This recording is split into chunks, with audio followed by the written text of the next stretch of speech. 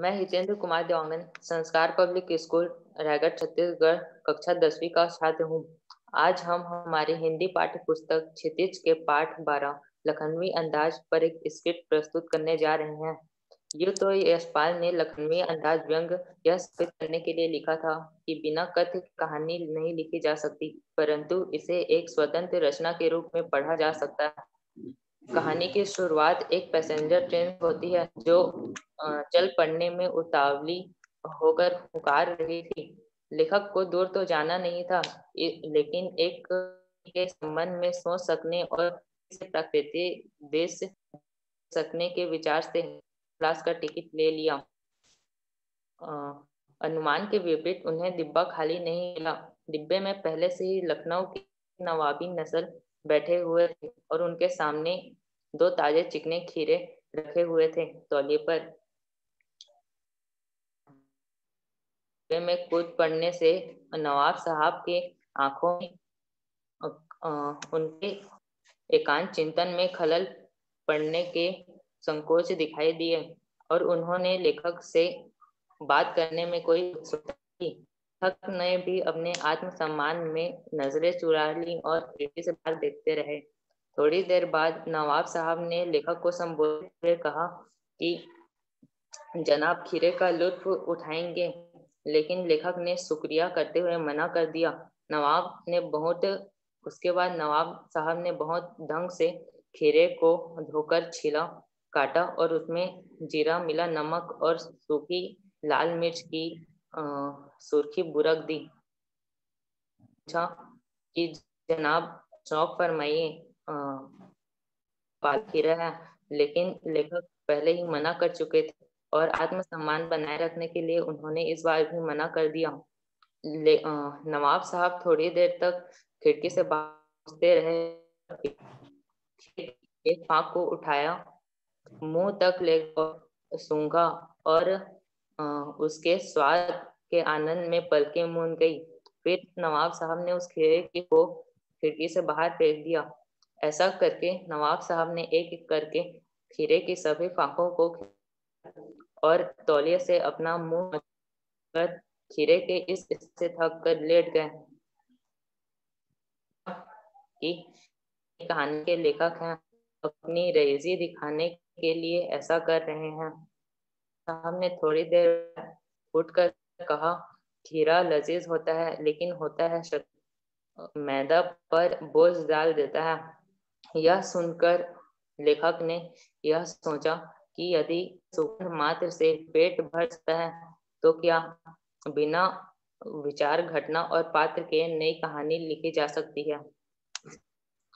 प्रस्तुत स्किट में अक्षत शर्मा लेखक का रोल कर रहे हैं और आफ्ताब सलीम नवाब साहब का रोल कर रहे हैं।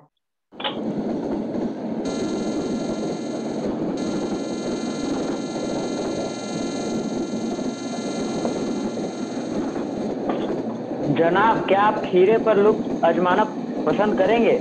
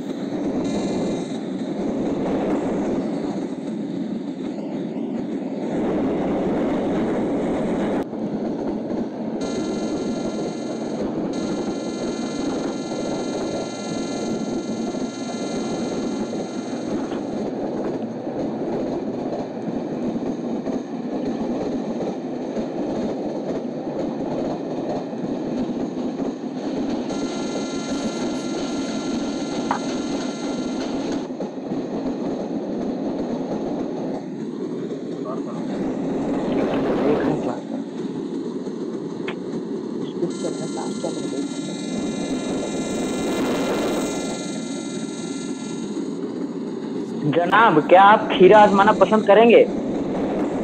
जी नहीं, आज मेरा मैदा खराब है, इसलिए मैं खीरा नहीं खा सकता।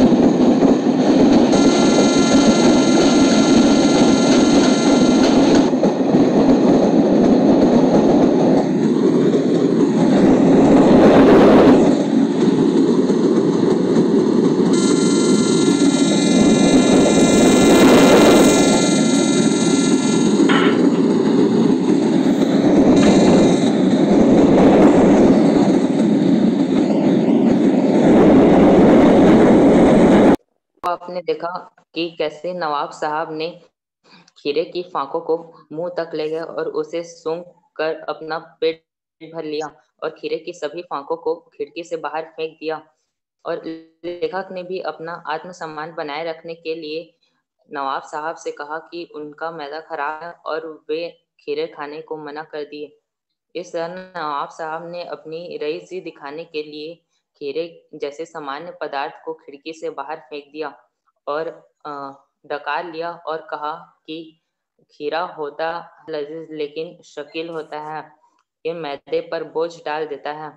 यह सब सुनकर लेखक ने यह सोचा कि यदि खीरे के सुगंध मात्र से पेट भर सकता है तो तो बिना विचार घटना और पात्र के कोई नई कहानी क्यों नहीं बन सकती। धन्यवाद।